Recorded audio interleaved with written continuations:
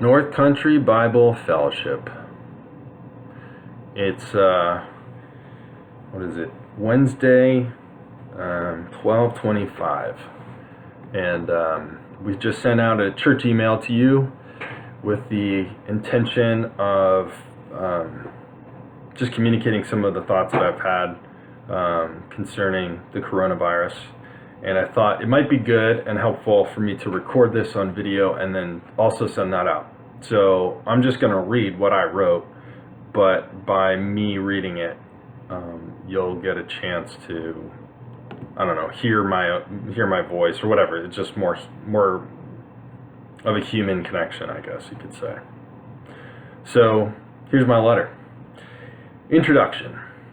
Because of the unprecedented, at least in my lifetime, shutdown of various businesses, air traffic, events, and schools due to this virus, it is quite appropriate to reach out to you all. I've encountered many types of responses to this pandemic: panic, indifference, sadness, etc. I thought it would be good to share with you some things that are encouraging to me in all of this. One of them I read aloud in church this past Sunday. C.S. Lewis on Living in an Atomic Age, 1948. It comes from an address that C.S. Lewis gave in 1948 when the potential threat of atomic war became a real fear for the people of England. Many of them had survived the bombing of the Nazis and were now facing a bomb that might have much more devastating of an effect than the air raids of the Germans. Seeking to address this fear, Lewis wrote the following words. And note that words referring to the A-bomb have been replaced with words having to do with the coronavirus. And that's not my doing. A pastor that I'm friends with did this same thing, or did this. So here it is. In one way, we think a great deal too much of the coronavirus.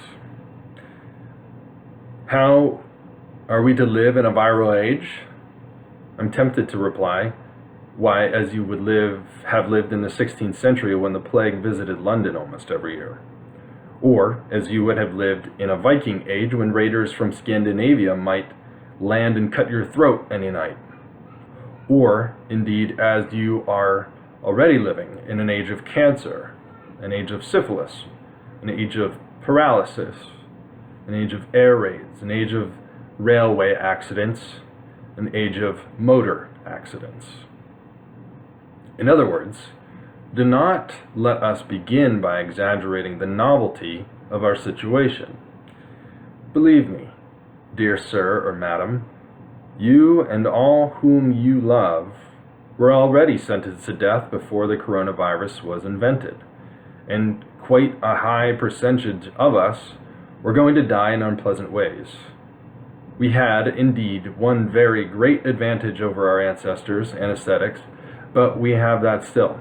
It is perfectly ridiculous to go about whimpering and drawing long faces because the scientists have added one more chance of painful and premature death in a world that already bristled with such chances, and in which death itself was not a chance at all, but a certainty. This is the first point to be made, and the first action to be taken is to pull ourselves together.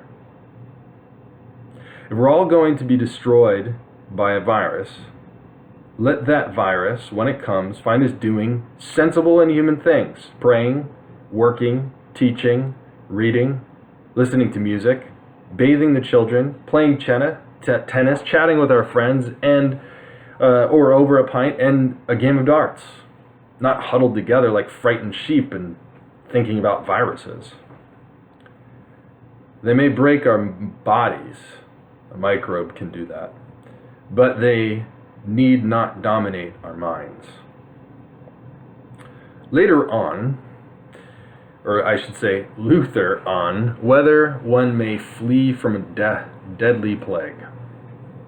While Lewis's words are very encouraging and even inspiring, Protestant reformer Martin Luther cautions us to love our neighbor by being careful.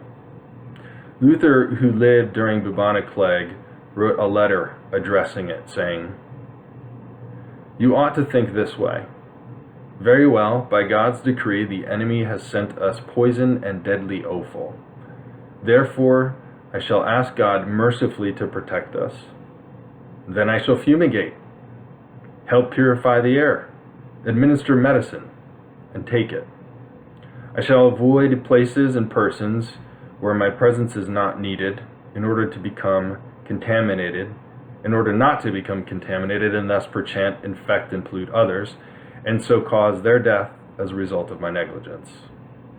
If God should wish to take me, he will surely find me, and I have done what he has expected of me, and so I am not responsible for either my own death or the death of others. If my neighbor needs me, however, I shall not avoid place or person, but go freely." Living in the middle. I don't think we should let this sickness steal away our lives. As one pastor has said, it is something we need to budget room for emotionally. We must go on with life. We must take Lewis's advice. But in the same way, one would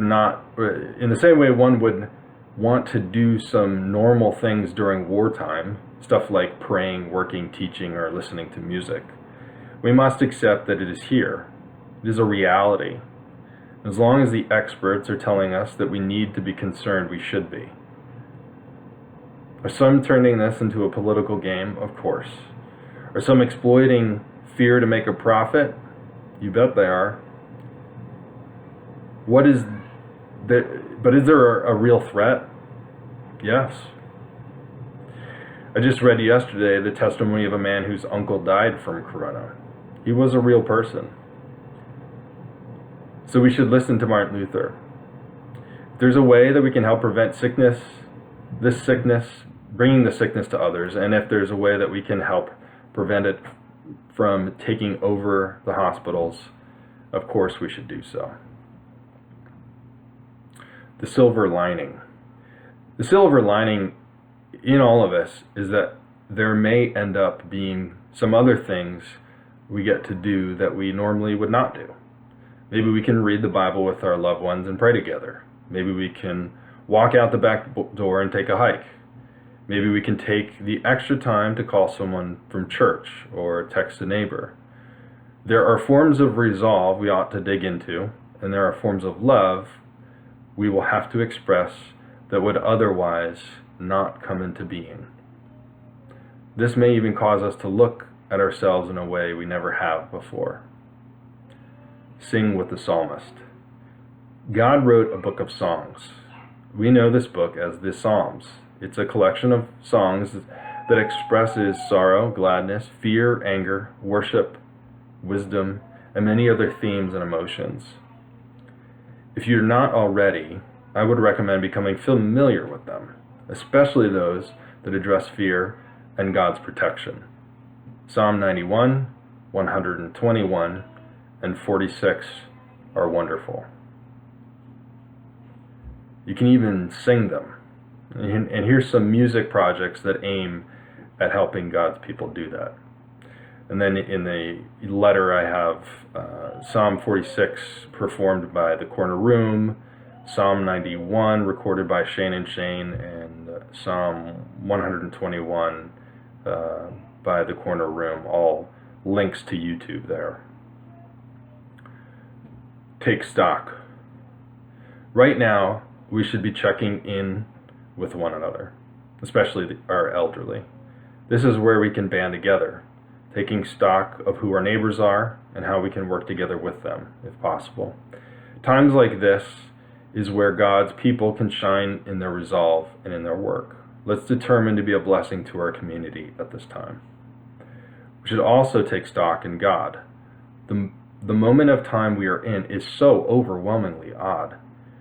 In only about a week, we have come to be concerned with things we hadn't given much thought to before. But God is unchanging, good, merciful, and just. He is an ever-present help to his people. Remember Matthew 6:26. Look at the birds of the air. They neither sow, nor reap, nor gather into barns, and yet your heavenly Father feeds them. Are you not of more value than they? Are you of not more value than they, North Country? Yes, you are. Please feel free to email me if you have any thoughts or questions. I will be in touch with you in the days to come. God's grace be upon you. So that's my letter and or email, and we've got some plans for how we're going to try to stay connected. And the big thing that I would love for you to do is to reach out to the church office via email, and just to provide your email address if we don't already have it.